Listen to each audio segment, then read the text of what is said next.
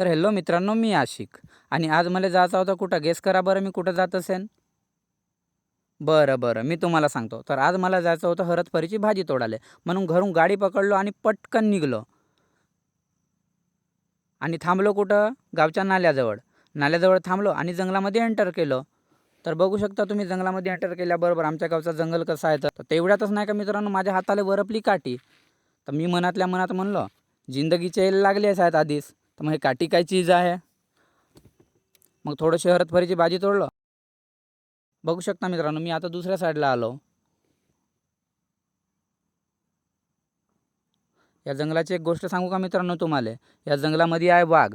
पण तुम्ही जर हरतभरीची भाजी तोडायला आल्या आणि तो वाघ जर तुम्हाला दिसला, तर तुम्ही त्याला जर म्हणल्या, भाऊ मी हरतभरीची भाजी तोडत आहो, मला जाऊ दे म्हणून, तर तो काहीच नाही करत. नाही तर मग त्याला त्याच्या गर्लफ्रेंडची कसम देऊन द्यायची. मग तो काहीच करू शकत नाही मित्रांनो.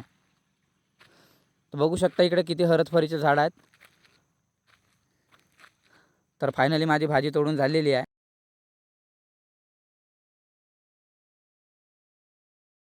तर आता मी आलो मामीच्या घरी. तर बघू शकता तुम्ही आमच्या मामीचं घर कसं आहे. मस्त मामीनं पुटिंग पेंटिंग केलं ना बापा, एक नंबर मस्त दिसते, एक नंबर झक चमकते रात्र.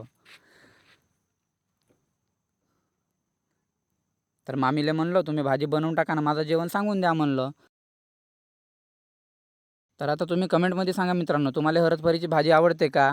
कशी आवडते? फक्त हरतभरीची भाजी आवडते का तिथं डाळ टाकल्यावर चांगली लागते? तुम्ही मला कमेंट्स बॉक्समध्ये नक्की सांगा.